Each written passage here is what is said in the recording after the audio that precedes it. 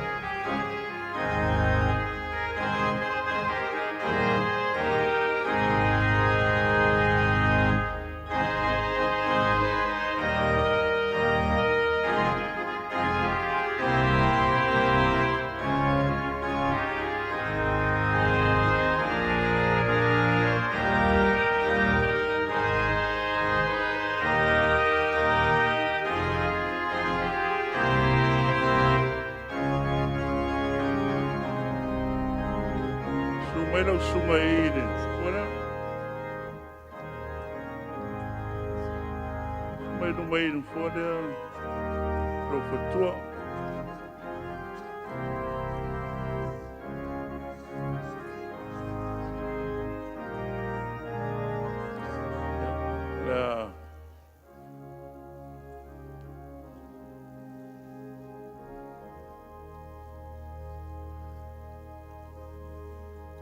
Tātou rala mai ralo whawhtai.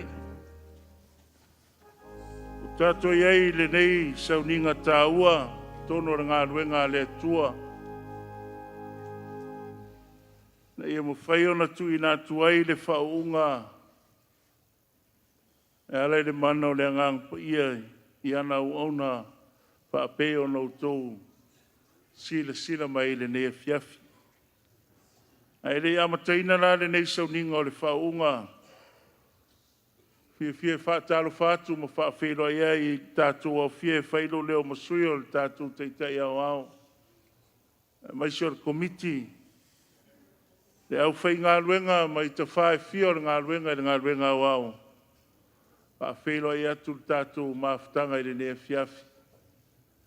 Whaawhelo i whaaptoa i a inga o mātua o le au whai ngā luenga nei. Ua mawhai ona tātou mafuta i le nei Sauniga o le whauina. O tau sā mawhai ngā o le a leo i eise whaamatalanga. Ve ia le pai o le atua tātou te tiu whatasi ai. Au ale nei Sauniga Tāua o le whaunga o ana o una nei sunga i whaawhiangainga. Ma e tali tonunga o mamalu whaale atunu malu fale kalesia e ale tonunga e lea vea se whaamatalanga ai o le suafa manu malo Yesu Keriso e ofo alofai mo whaafelo ai tuai i le tātou au fia i le neitai au o le tatalo i le atua ia vea le nei Sauniga whaopopo ai le malosi fale nganga Whaatupu ai le soifua whaatuatua. O le o unanga a nei au auna i te tono le ngā luenga. E ale le teiteinga le mana o le ngang pa ia o le tua. Pa i leo leo masui o le ufei ngā luenga e whaafelo e tuai le tātou mawhtanga. Sua lana sunga le teitei au au, ma le whalitua. E maisi o teitei mta ngā luenga e fia. Ua mwhai le tātou whaatasi le ne fiafi. O le viinga o le atua e amateina ai le nei Sauniga o ke riso le tai au manosi. O ia na te teita ia i tātou le nei taua. Ia tātou te paawhitaima vi i aino nā lofa e leo noa. Ale a tātou tūlai whatasi. Tātou pese whatasi le nei fiafi. Mo le amateina o le nei Sauniga whaafitai.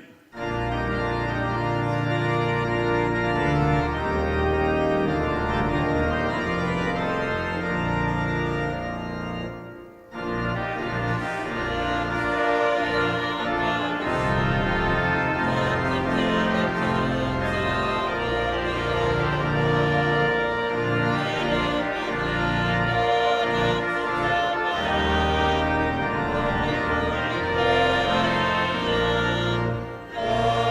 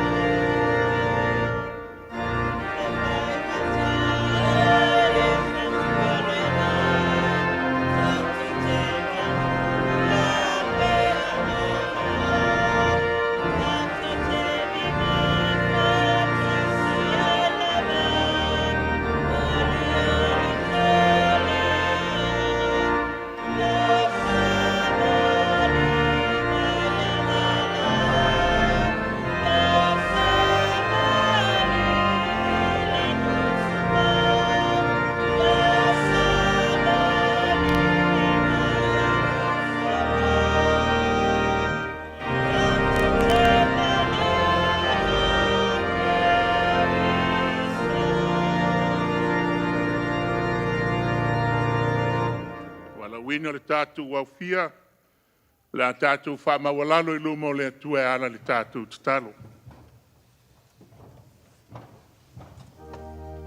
Mātou, māpa ia e olo e fio le langi. E pa ia lava oe whamawau. Ai lei whai wina, lo sapati le nei ua mātou iai, ma Sauniga ua mamai atu o lo sapati pa ia, a ua mātou Toailoa I o luma le atua e ala I le nei tuaso o lo sapati. Mātou te avatu I o luma le viinga le whamanu, ma le whaafitai I la ua fia wa ui lava, o polokalama a I mātou mana I o mātou e kalesia te tasi. Ai mātou te loa e mua lava o na mātou whakansia le paia, ma le sirisili ase o lo mamalu e whavavau. Mātou mana o mia le atua lo wa fio mai, te ina le Sauniga o le nei fiafi. O le Sauniga mātou te moli mawina ai, o le au whai ngāruenga sa o te wina mai te tono o lau ngāruenga. To iwa I lātou wa filifilia, ina ia whae iai, ia le tailo o le pasta, e au nai, manga lue ai, ma tautua ai, I lau ngāruenga na e tofi ai I lātou. Ale mātou te talo I le nei tuaso, whamanuia ina I lātou uma mana I o lātou ainga. Ia maua lo lātou malosi I le tino, sili le malosi I lale anganga, te inai ma tau ai tau o lau ngāruenga, ma manu malo le suafa manu malo la ua fio ke wiso, sauni ai o anganga I tō tele mo le aso e te a fio mai ai. An mātou te talo, whamunui e lau e kali si ao ao, I ai lo ualofa ma lo wangare lei. Siri lau whamunianga I so mātou te te ao ao, mātou wa ai le angare lei o lau a fio, wa e to e foa I le malosi, le soifua lau le lei, a le mātou te talo lava le atua, whao popo le soifua I lau au auna. A wana e tofi mai le langi e te tai lau ngāruenga, e na ia saunia so mātou wa tunu, mo le aso e te a fio mai ai. Whamanuia mai le nei a fiafi, I le nei Sauniga, ia vi ia lava oero mātou wa tua e whavavau lava. Amen.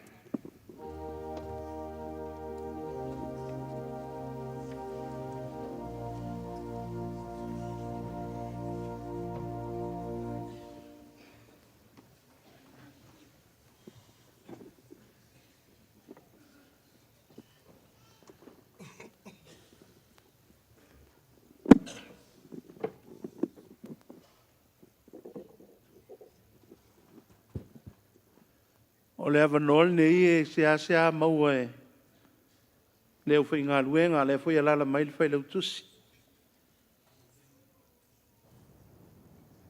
Pio le avanol nei o le teitei au ao ai maasani o na whamalosi.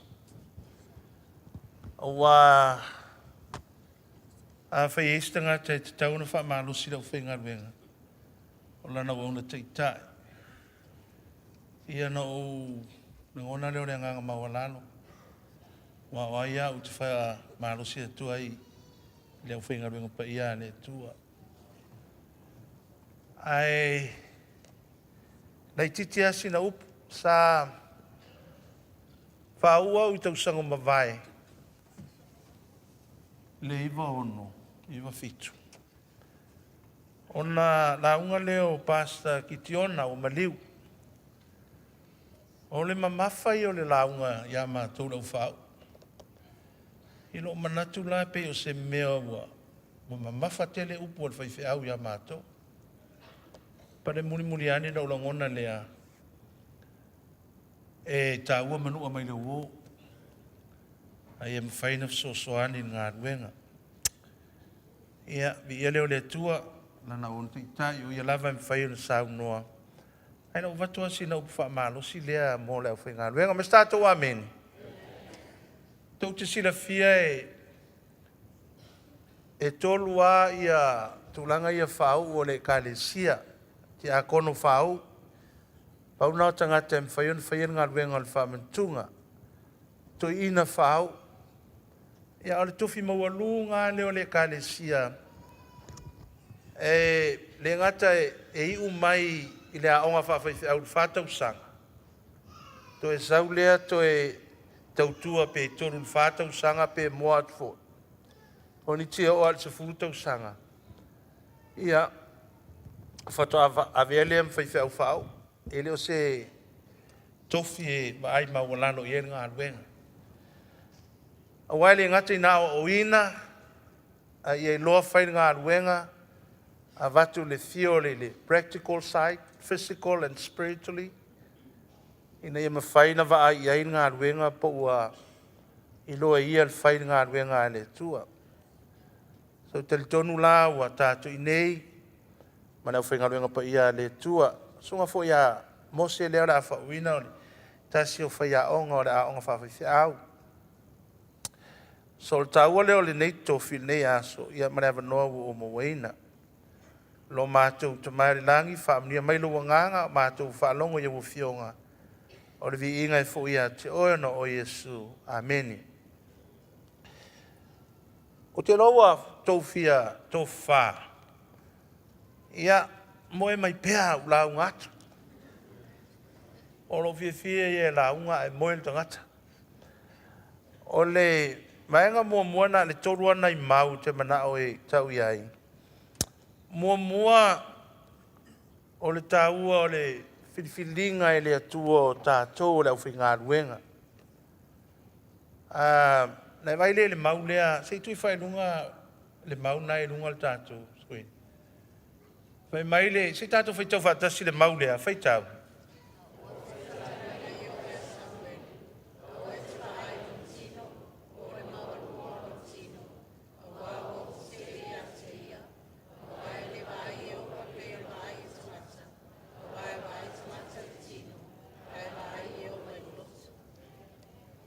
E se ale fai mamaso ia ala mai ma le pea ile le wall. E se le fatu e fai ngā ruenga le tua. E leo le malosi po le fita. E lueto e nā tangata. Tangata e whalangolango i lona poto. O le mea leo le memory, good memory. Le Leilan Numera, le Leon Failonga, the AMA, doctors. Ye foi me foi Failonga foi leo le au fia poto le VIP, po le Vale Sao Pa. Yo wa ye mal Failonga na le au fia poto. Fa fia poto. Ese le memory le leo le memory ma Failonga. Ese le poto mai le tua. Poto nā le whai mai ele tu se iopo o le matau i le atua. Whai iopo lufu vali. Tangata e matau i le atua. Whai ane le tangata valea, whai mele tu salamu i lona loto e le aisi atua. A le tangata e poto e matau. Sila la le atua i le loto. Loto le whai whi au. A wā mea umai ali mai. O mea i le loto. A ola lau ngā ruenga. O lau loto. A mate lo ngā ruenga, e mai lo loto. A mawhai kou lo ngā ruenga, peo men nei. E lei se mea ali mai, without the heart, without the mind. E mua ta vale whai numera le mawhau whai whiau, polo na loto. E mua ta vale Sauniga o nganga, por kalame. E mua ta vili le loto o whai whiau, polo na finangalo. Ai le iali ali mai. E muri tātou wa ai atu ia i whanasā, ma whale o whaiwhiau, ma mea tutupu mai, ma le whaolaina o a nganga, si whiau tau lo sā moa. Fia tātou mtanga ruenga lalangi, luas fulman tupu. Fia afe tangata o whaolaina. Fia property, 4 miliona. Nei foi ngā ruenga o te leiloa pe 4 miliona na whai ai. Todos 4 miliona. Tuautu i loto o tangata te to tasi a whafonga mai. A nofo le whai au le tūlanga u Faauuga e ta ai oti lona loto. E mau ai whalave ngā ruenga. Na whaula o e te aluatu e whaala me lave ngā ruenga. Paone mea le pu e mai o e fufuru lo loto to e tu i e tonu.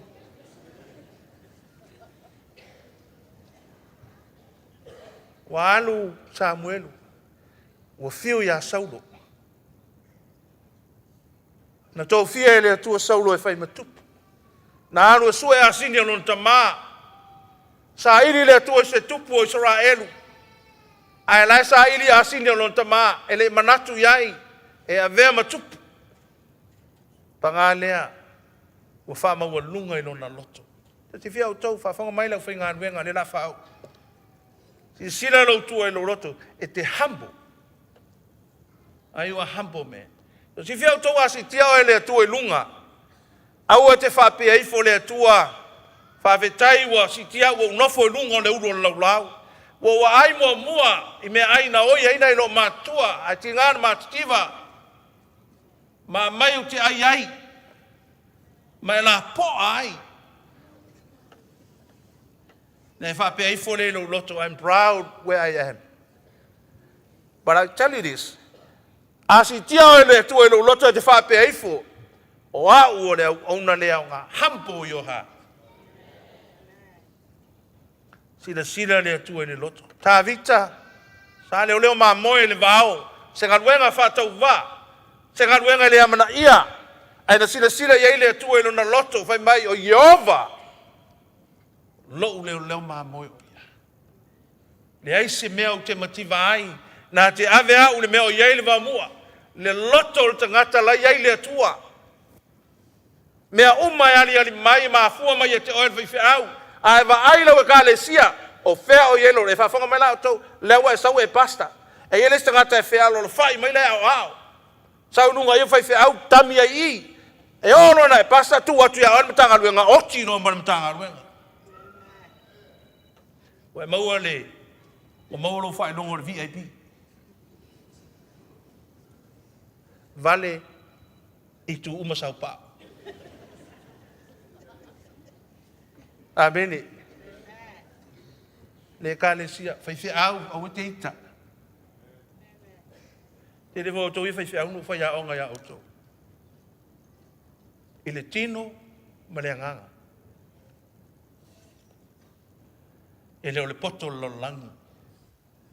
Au le loto. Me le fionga le tua lo atali ie. Au mai alu loto ia tea. Humble your heart. Fa beifo le tuai wa ole ona le au nga. Ten fa melo to lo le stem. E no e ka o fia. Fa ia ku lo ko rua. As long as like ka au nga.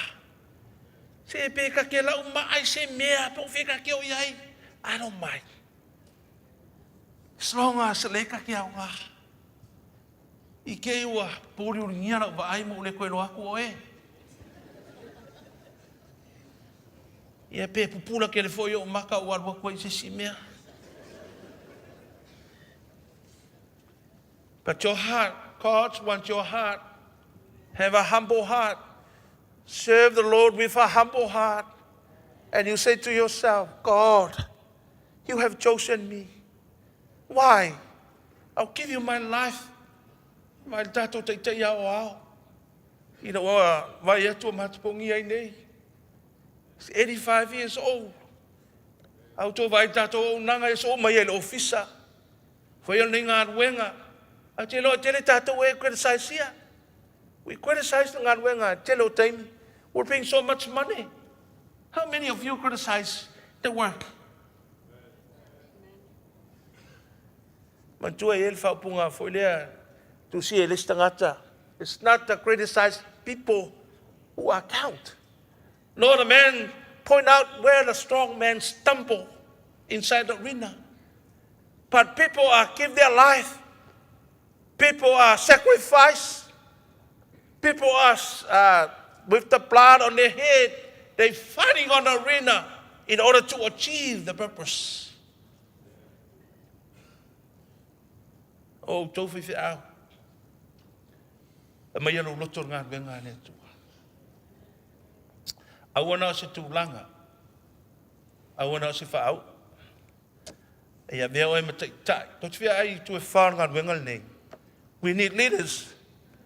We need tangata e tūlai mai e lato vision. Ina e mwhai na wha o meina ngā ruenga. Maulo na lua. Fia umia sa talaunga wa e tutou fia momoe. Whaitau ma tato maulo na lua. Whaitau.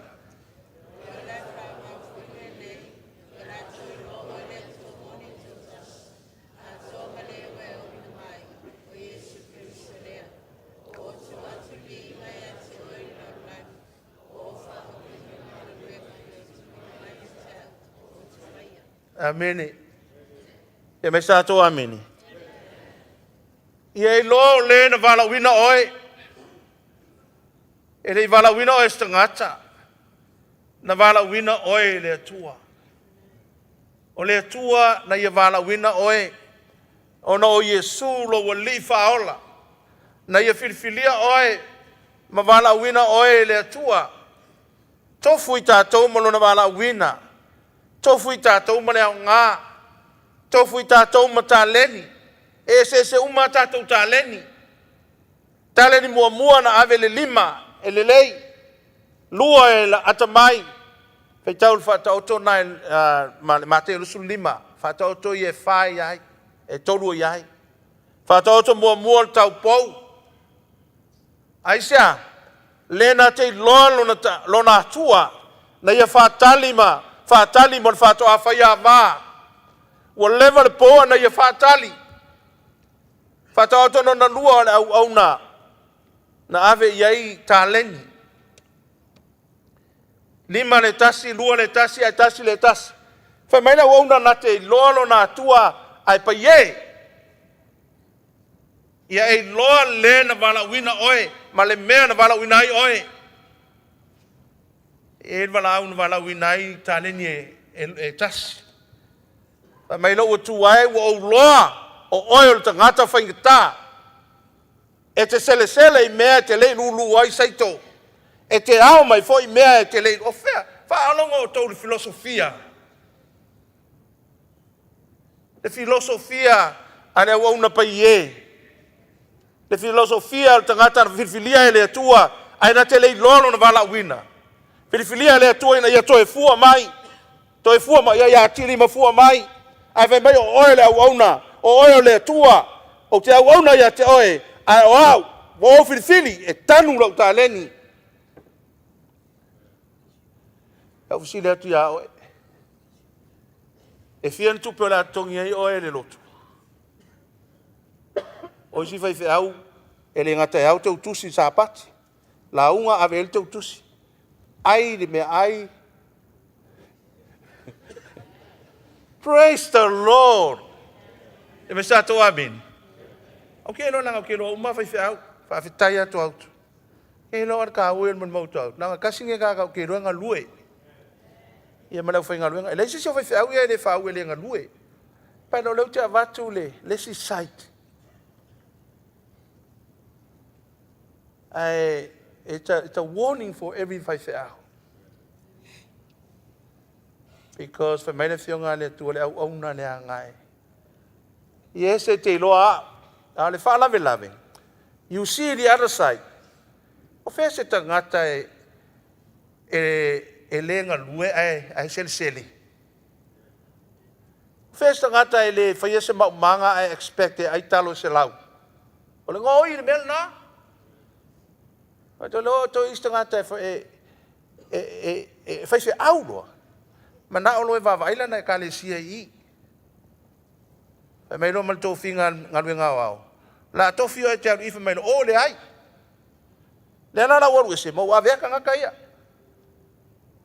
Ngakele ino nga wala winga nga ia le atua lok Samoa. E ngakelo foi. Amen. Amen.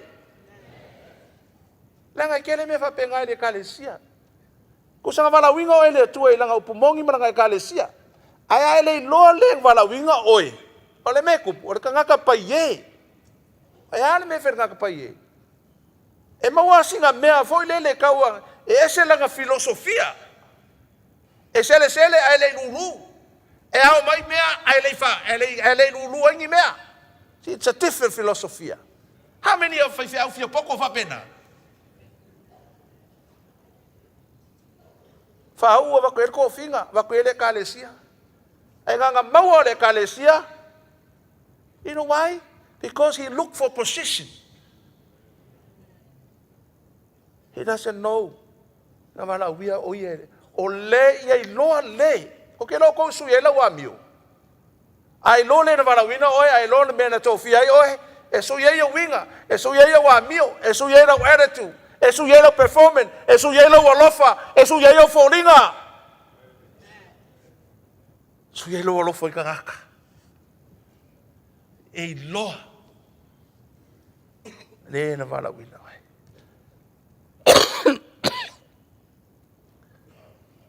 Tia mai sa amen. Vai ngamun. Na fausia na malawina oe. Ina ia e au ona. E kele fai feau, fa pero fai feau pe orsifi. O a orsifi.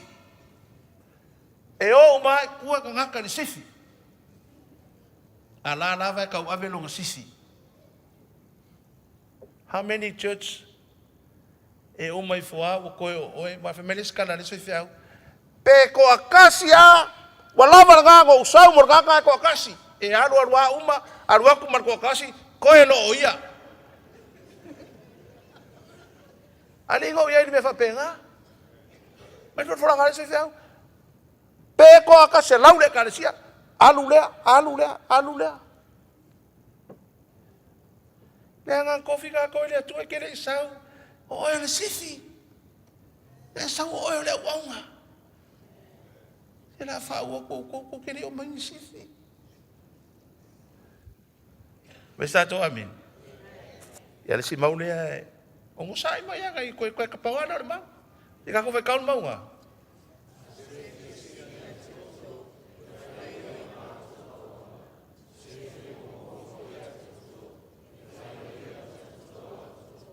Oh, kalma ia mau so. Pari fai ka fai. Ai vai kau lan fai ungal mau, fai mai au wa, fai por fa lima. O ia ungal fa lima, fai kau.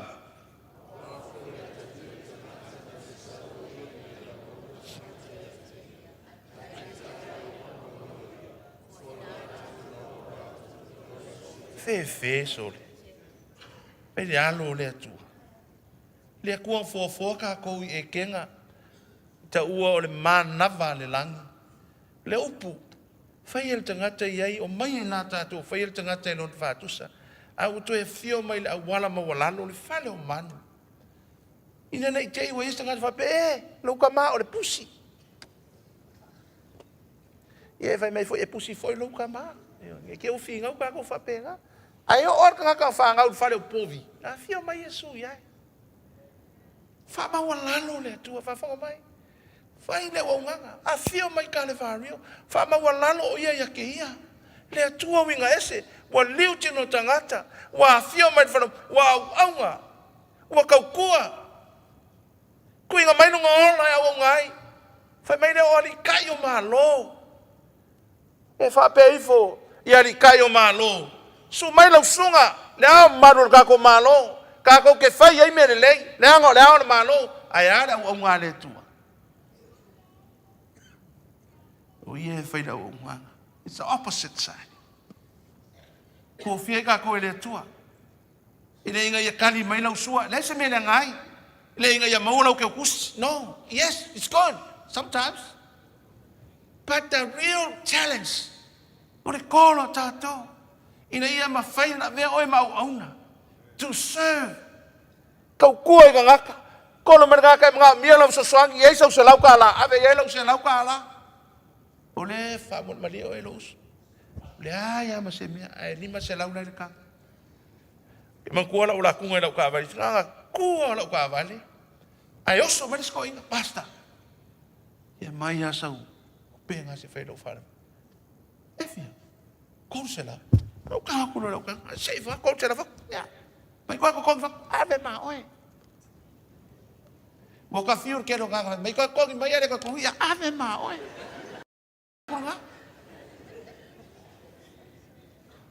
Ali, al mele o kaka e o onga. E leo kai mi uma e mau ele manguia ore mea. Se me sa to ami. O le se kai mi ki nga inga mea. Pe ang ofo yakwa fa fonga mai ko. It's not because that we appreciate because le ka ko I ka fa pefu. Le tu hai am ina wo I no. Just make yourself humble. Pa pele tu e fa fe kai. Awanga le yo kire ya I. Ole mele ko por fe kala ngale a Yesu. O ka ko lua, akali o se petai, ka o akali o fa kikini. O ka fa mo lunga ka. Pa me Yesu e, ma ke fia yai lo ma lo le ku kam ka ma le ku ko vale. O ke ngofo lo ka ma le, e ai la ua.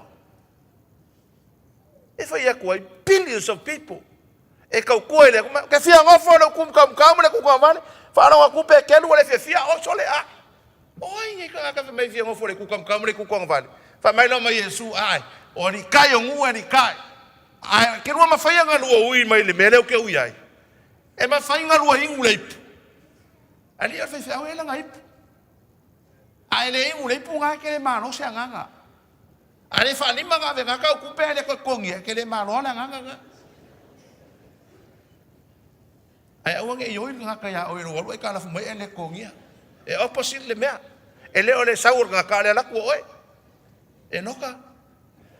Ole me ko uroi fulu le uro ka le alo me.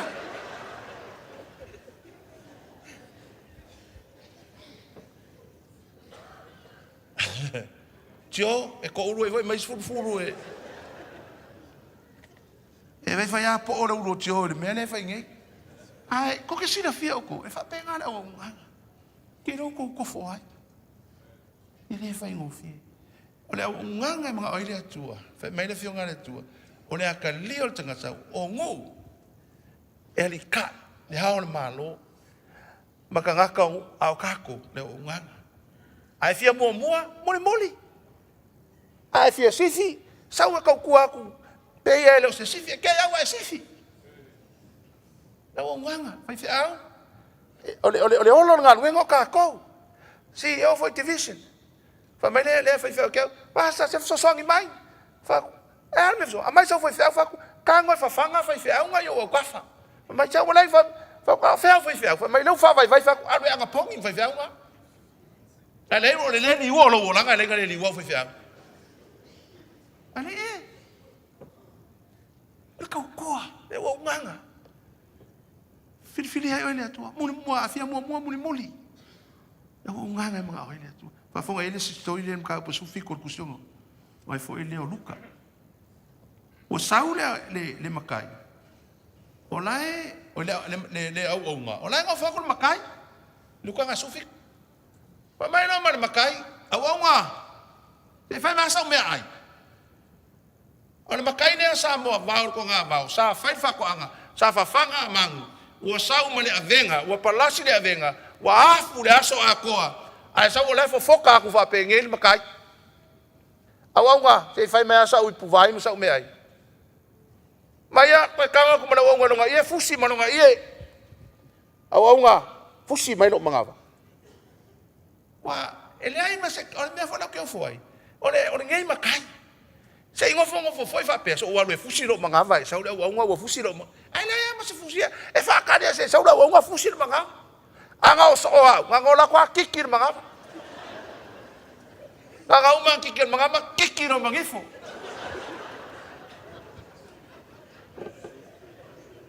Pe anga o ai o lani mele ka fokus pa ia fam kala o le duty and responsibility o le au ngana le ai se complain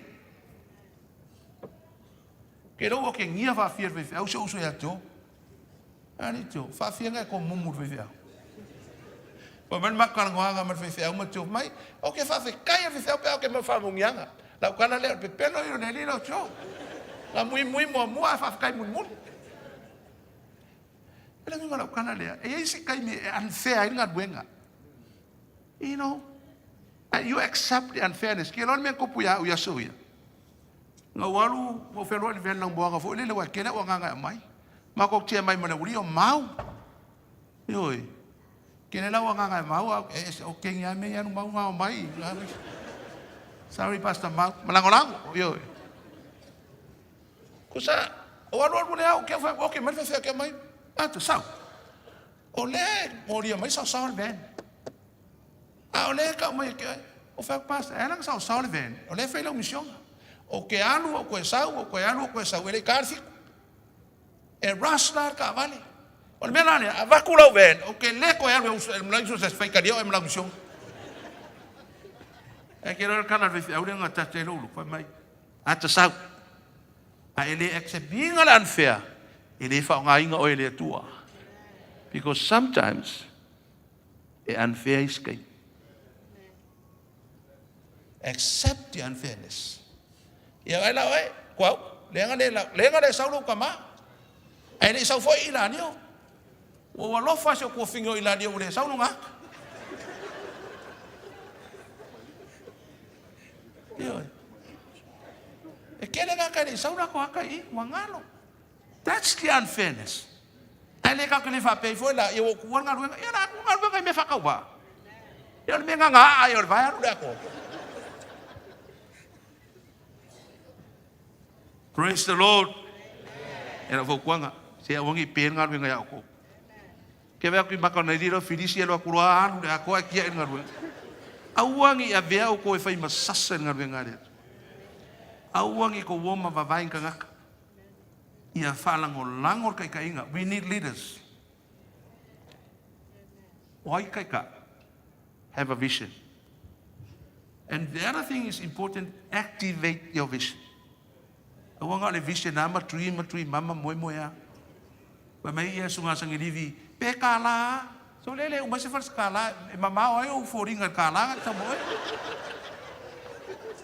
Kala ga fa finge paunga me nga ia maua. Au ka ko e fa nga ruenga. Ma mai ku pe fa nga vai samo, o sa milio nga samo. Praise the Lord. O ke fe feri mo lo o sa ka me nge. We have a man vai nga yo long de lese me o ye lese la ku fe au nga me. A ko aku foi ko kongi, that's good. But fa no mai. Foi se awe. Ko lo fa nga nga le tua. I ola a kor ka kai fen fa kai inga. O e o kai mua e ka ko kama. Sila le ku e lo loko. Me mo monga si sile tua. O e lo le ngala winga o le tua. O ngi fa yema le pa yen ngal me. Man venga long ko. Sacrifice Yesu ku inga lo la o. Ya vai la ko lo kama le sa mai le makai. Sa wa fa ya ku ro. Alu fa me sa me ai, alu fa me se me ai. Mo sa mai na me ai fusi mai lo ya fusi mangava ai aso ako ngofo makai ngi e fa ngi nganga a mo fa wa vai ya le se fa kai ya no le fa so me ai mai no ke moe a fa mer kana kus poia ai longa e fa kai makai fa me no kana la o le nga. How can we do that? It's unfair. Fa we para o to le tua. Mai nga mo ka ko launga. Ye lo loko. Mai nga longa lua. O le nga mana winga o le tu ai le ses. Man vai nga long ko. Sacrifice your life to ina mai lo wola. Awe ke vai position per vai nga ko luo akali o se petaio. Fia ngo fo le ku ka makau. Se fia kali mai la usua, se fia mo au. Alo susu mai a pasta. Ai dai se me ko faia. Awangi fa pega. Ai e sau o la onga tu ina atu lo bola. E tau tuai mo Yesu. Ono Yesu. Amen.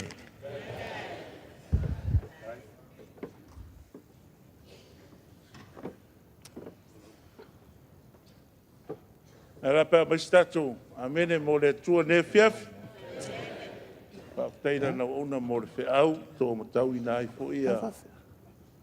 Fina ngalo la feinga luenga o le a tu ina tu i le tua i le ne fiafi le to finga fauina po le fai feau fau le mo pasta le kalesia o te lo le vai ngata ua le o tatu i le ne fiafi te le tau sanga o saunga luenga peisa lea mana ia tele le vaenga lea malona ta ua ai pe lava fe au le ne fiafi o lo mana o miele tuani tai tai e te tū mai taimi whaingata, ma taimi ui ngāo ngā ruenga.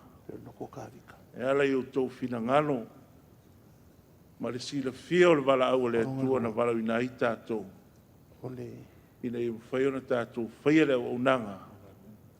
Ia ma tātou whapeifo, o le ola po le oti. Tātou te au na le pea mo le atua. O le awanoa tāua la lea, o le a laulauina ai le Code of Honor, mo whaiwhe au le kālesia. Ia avea le nei tau tinonga, o le tātou osi ngā whengainga i lumo o le atua. O na futia ua sola, maua lo le pasta o le tangata ia ua le tue fia whaalongo le taitai. E le pōfo i le sila fia i tūlanga o le tātou ngā ruenga e manatu le pasta o ia e ona le lotu. E alu fo i mawhaira na lotu. Le soma le tātou whamoe moe. O le tautinonga po le Code of Honor lea le alaulawina le nea fiafi mautou tanieina. O le tātou whenga inga osi nai lumo le atua le nea fiafi. O le a le savalinga o le a le umi o le soifua ma le tātou unanga o a fo i ni pewhe tu lai mai.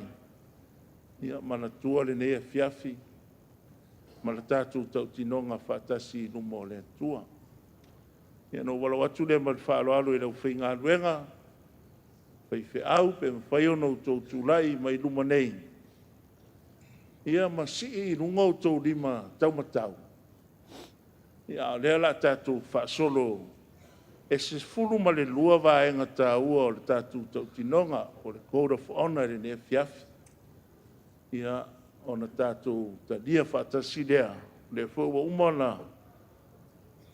Ia i tātou kopi, ia masainia, ia o le tāua na o le nea fiafi. Ia, ala watu mai whaaloalo. Tūlai mai tau sunga i whawhengainga. Leina.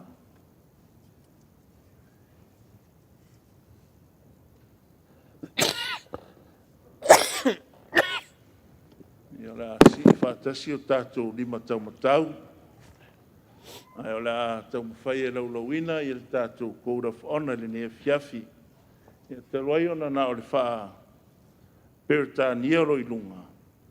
Ia la tau mwhai e wha peritania alwa enga mwha Samoa. Ia awane i fisiring i le tātou singa whenga inga le nea fiafi. Mo mua, I will never change or disrupt a mission schedule for personal reasons except for my own illness or death. E le mawhai ona o suia pe whalangaina le whaatulangaina o le misiona inia o mafuaanga whaale tangata te iwa ngana le mai ma le oti.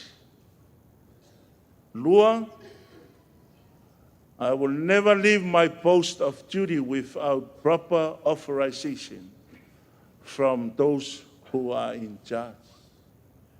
E le mawhai ona tuua louto finga ia po le kālesia na balawina i oe. Ma ngā ruenga o nei wāna rue ai tofi ai oe. Se i wānga nā le whaatangana mai e o lo teita ia. I will never misuse or misappropriate church funds nor seek to use my position or calling for personal gain. E le mawhai o na whaunga ina, whaunga se tupere kālesia. Masa ili ai le paua po le malosi. Ia e tusa o le wala au na wala ina ai a ue le atua. I will always be loyal to my calling by being true to God, to my church, to my leader, to myself, and to the people I serve. O te matua whaamaoni e langolangoina, lo walauina, ma lo whaamaoni le atua, ma lau kālesia, o taitai, a toa malo nei tangata, whaapea tangata o le amatu o auna whaatasi. I will always be faithful with my tithes, offerings, my duties and my responsibilities. O te matua whaamaoni au sifuluai, taulanga, mao tiu te, ia mamata whaioi wa filifili ai au.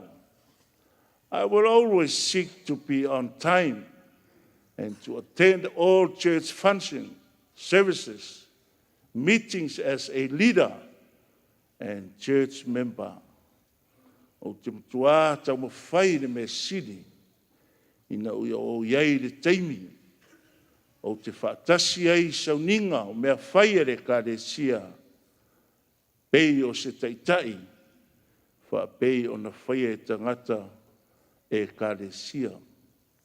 I will commit my life to be trustworthy and dependable so people can trust my words, realizing that my word of honor is my life. O te matua atu ina atu, lo uola ina ia wha maoni, wha lango iei nisi, tari tonuina la upu, ma ia hoi loa ai, o la upu o lo uola lava lea. I will always seek to pray and study the word of God, that I may be a worthy instrument to feed his flock. Te matua sa iri matatalo, sue le upo le atua, ina ia mawhai, ona o fafanga ma vea o se mea whainga luenga, e fafanga le lafu maa moia le atua. Eva, I will always seek not only to feed, but to visit the flock and to counsel privately and publicly, because I know that these are instruments for healing and growth.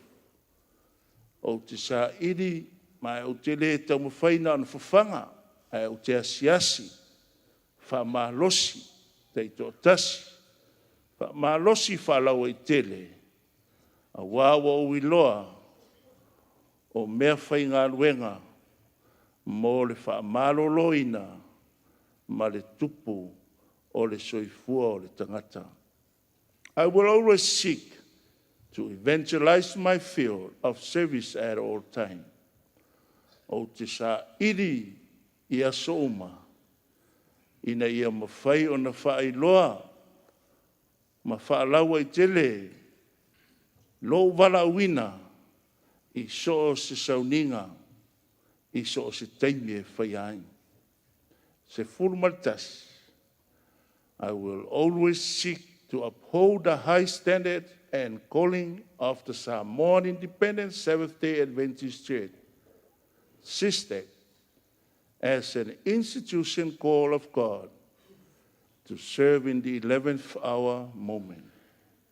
O te matua tau fia, le tūlanga maulunga o le tapulaa, o le wala au, le kālesia sofitu sa motu to tasi, o le toe fio mai, ia o se au penga, ia po se whapo tonga fo i wa wala au whapitoa e le tua, la tau te au auna, mga lulue le wala au o le tūla e sifulmatas. Sifulmalelua, failure to adhere to any of the above promises to this code of honor means that I have dishonored my calling as an ordained minister of Samoan Independent Seventh-day Adventist Church, also known as the Universal Remnant Church of the Living God, and will therefore be removed from the position of as pastor or an ordained minister of the above church. O le leo sita ia, po oro le muri tai i le nei whengainga, ia po le nei tau tinonga, o lona winga wa e le whaataualoa pe whaamaoni le wala au le tua na wala winai oe, e avea ma faifeau o le ekalesia faifeau fauina. Ekalesia sufitu sa motu totasi. Ia po o e o tutoe le ekalesia le tua soifua. Mai o le ama fai o na ave seina le tofinga o le faifeau fau pastors o le ekalesia sufitu sa motu totasi. Po le remnant church of the living God. Ekalesia o e o tutoe le tua soifua. By the grace of God, I hereby promise to live and to abide. Ia o vaenga la lea. Na tātou whaitau whātasi ai i le nea fiafi. E apa tātou whaitau whātasi le vaenga mulmuli lava whaamulmole. By the grace of God, I hereby promise to live and to abide by the code of honor as a minister of the Samoan Independent Seventh-day Adventist Church. Ia ua whaamauina i le so i le asotolsfulu o se tema. Lua afe luasfulu ma le tolu i au kilani, sfulfitu Cape Road. Le avea ai o le tātou tautinonga ma le tātou whenga inga osi. E ala i vaenga sfululua. E apea me tātou amen. O le tātou saunua mai o talia. Ia ala au i lalo whaamamone. Lea fiafiu whaafonga le atua. Whaafonga fo i le au fia le tātou whengainga. Code of honor. Ma le tātou tautinonga. A whai ai alu suanga le vātele ai manatu tangata wana whaalataina le wala au le atua. Ua mawhaina ave seina. Le tofi whaife au whauina. Ale kalesia. Whape o na iaile ne fiafi. O le titano. Ia iei whaamanianga le tua. A pei lawa le whiau o le ne fiafi ma le whaamarasinga. Sila le tua i o tātou loto. Talo i le tua i a veo tō. Tai o tātou ngā luenga. Tala le si whiau. A ue te lafi upu. A ue le whao ngā ina upu ma lafitanga. Wa e tere foi au fa pena. Le leie i le lafi le upu a le sol. Tato upu la le ua fai. E fa fonga le tua, pe me se amene. Tato tau tinonga, ma le tato onanga i le tua. E le aise me lilo di silfanga le tua. Na wala atu le mat fa alo i le au whainga aluenga. I o la sumai mo le talo le whauina o le au whainga aluenga. I le neitu la fiafi, ma o talo i le tua, i e eid whamnianga le tua mo ana uauna.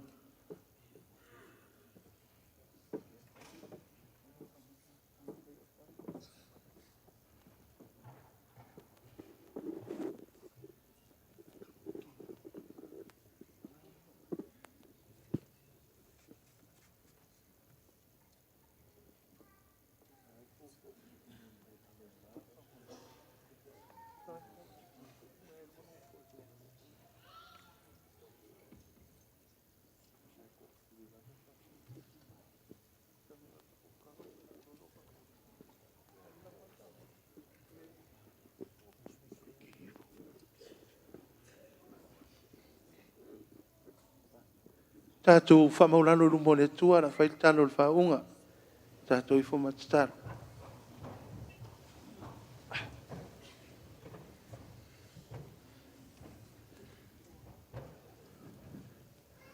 Io vo auro mātou tamae. Pangale oi mātou le fuefu le ele.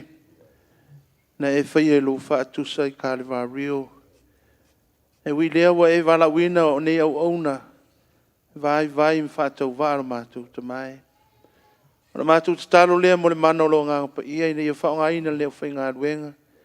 Sai lea onga sa tau tua I tau sanga. Leo whai wina mo watu el tofi whaau. Ana whalolo atu leo mātou lima tau matau lungo lātou wāo. Pai atu iau lātou ulu.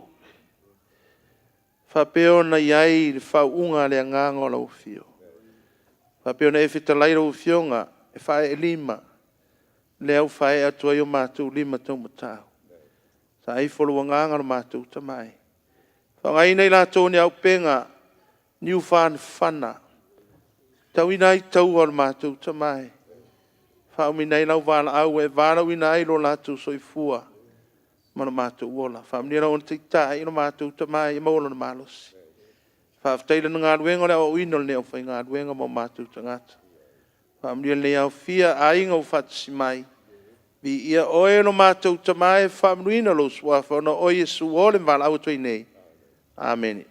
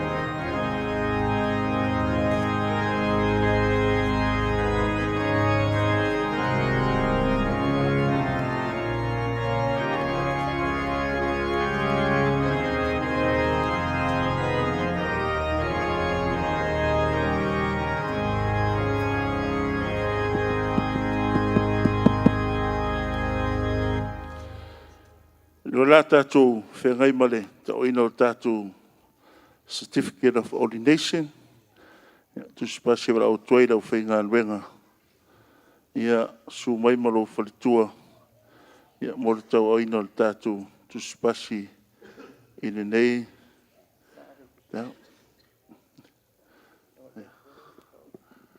Ia le su mai mal whalitua whamon mone. Ine mwha. Rao tu sunga ia Pasa Mose, Misa Taueu, male whatua ia Helen. Ine ame mamonga na.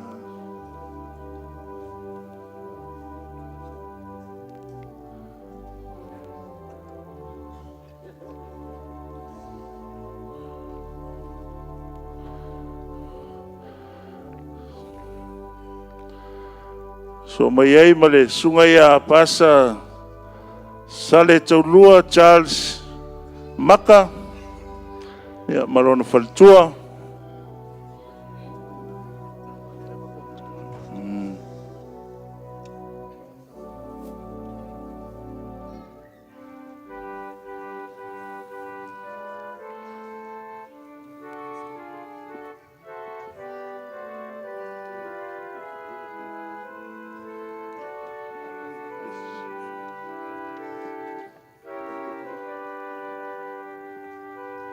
Pasa Solofa Fala Toailoa, Fauatea.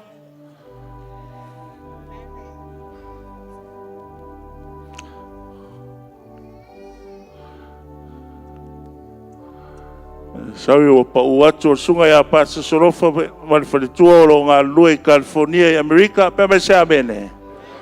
Sunga ya Pasa Mose Taueu Fauatea o lo ngā lua i Ukilani.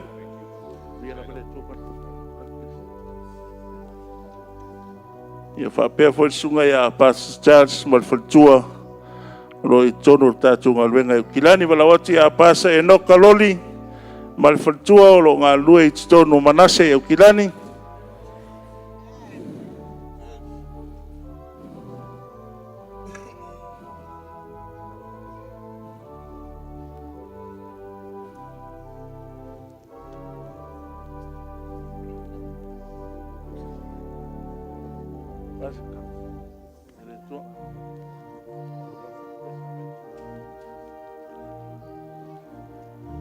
Marawatu le sunga ya pasta Aliimalemanu Fauatea Nuuelua, mai tātou ngā luenga I Perth, po Western Australia, ma le Fauatea.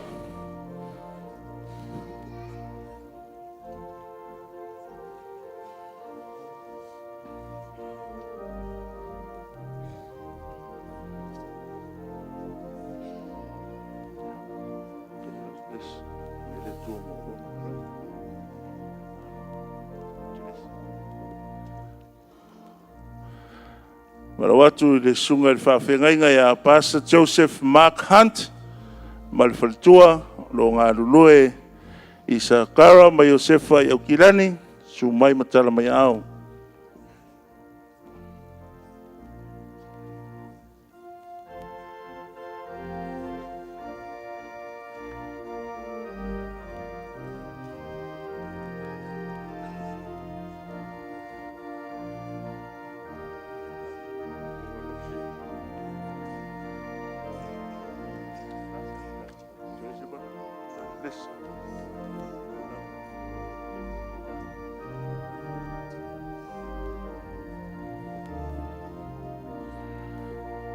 Watu matwhaaloalo sunga pasa Isopo Molesi, mai tātua ngaluenga I Sydney, Australia, su mai matwhalatua.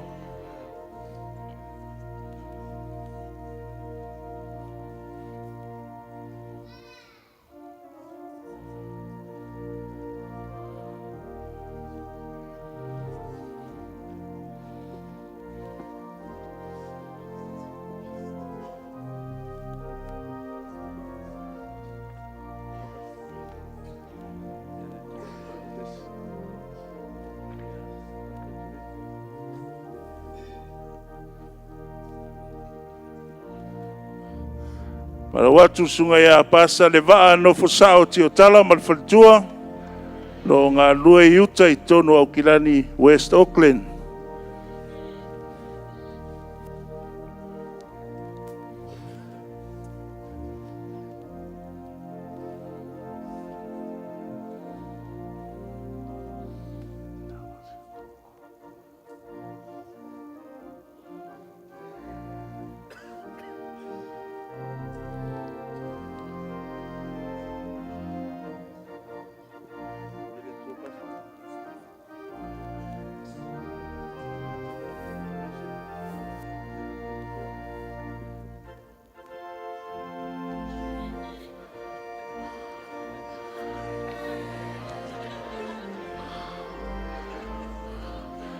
Lastly, but not least, I would like to call upon Tamasi Tonga, Pastor Filisi Gakoli Fata, ia malona Fauatea, lo ngā lulue I Melbourne, ia po Victoria, Australia.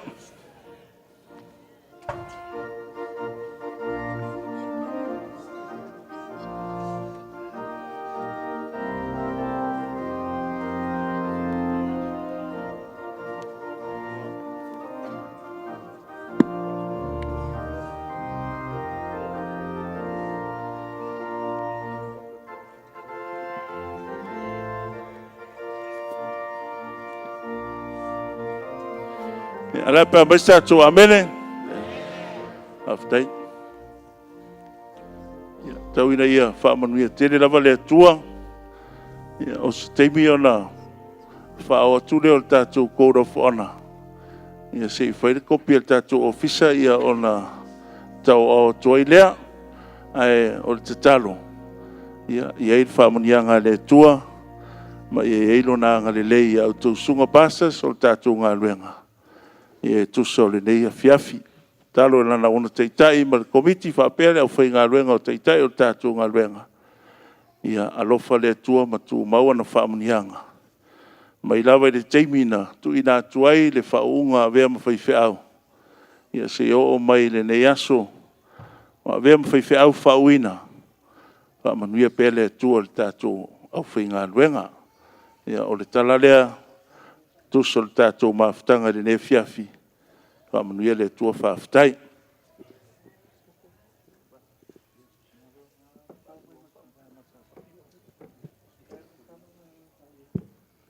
Manatu o lewa, tātou ieisi ui o le nei Sauniga matangofie, o le Sauniga o le Faauina o le au whaingalunga pa ia le atua whapei o na iai le nei tula fiafi. Moli leo le nganga whaftai tele lava i le komiti, sunga le autostusi, pa lii ia feta maspau, ia le ngata foi leo le whailaunga whaptoa mo le nei fiafi, le sunga i le teu oloa o le tātou ngā luenga wao, Pasta ui tualangi ata tanwasa mo le upu whamalosi i le nia fiafi taluai ia o tātou iai le vevela o le Fala whapeo Taueu nisi tātou tūlai ma whaiwina le tātou Sauniga whapetoa le nia fiafi whaselau 5.50, whaselau 5.50.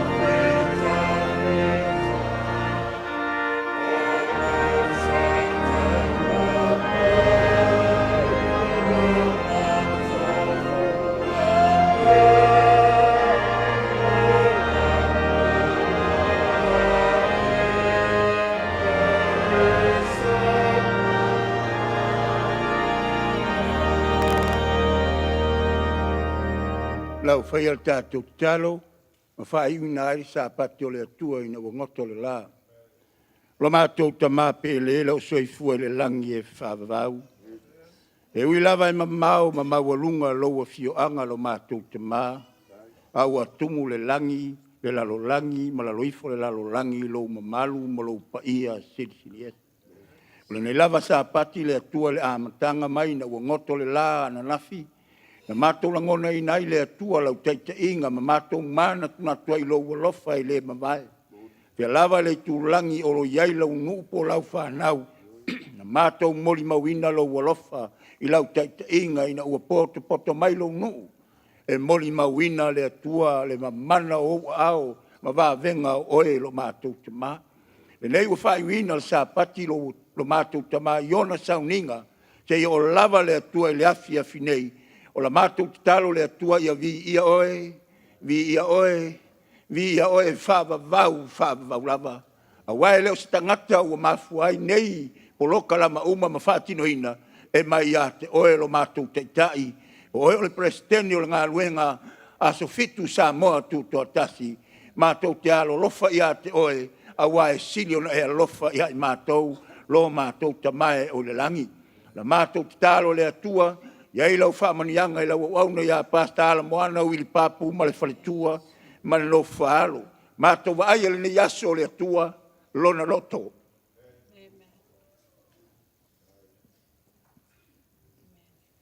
whaftai le atua i lau taiteinga. Wa e le whaalumaina lau ngā ruenga. Au e whaali au wā venga ia i mātou. Na mātou whaftai ai lea i lau fio. Le ngata ia lau au na taitai au a whapele au tustusi, ma le whaletua ma inga whapenale te uoloa ia e masufo le whaletua ma nofalo. Le au whai ngā ruenga te tofi e lau fio i so se tafo le rangi le atua. Ia mātou maua le loto tele. Whauai lau ngā ruenga ai whaalangolango ia te oelo mātou te mā. A wā oelo le atua e au le ngā ruenga. E le oa mātou lea a oelo mātou te mā. Mātou talo pe a taapele nei mātanga le leia fiafi. Tuli muli au loa ina mātou le mana foa. Le mana whai venga o la ua fio lo mātou te mā. Mau se mālo longa li pō. Mātou toi whei loa i le asa wā to whaina. Whātau nuina fuafuanga ma polo kalama le atua. A o le vi inga e fo i a te oelo mātou te mā. Mātou te talo lea ma la mātou o lenga. E ala ia Yesu lo mātou li whaola o ole ma wala au tuai nei. Amen.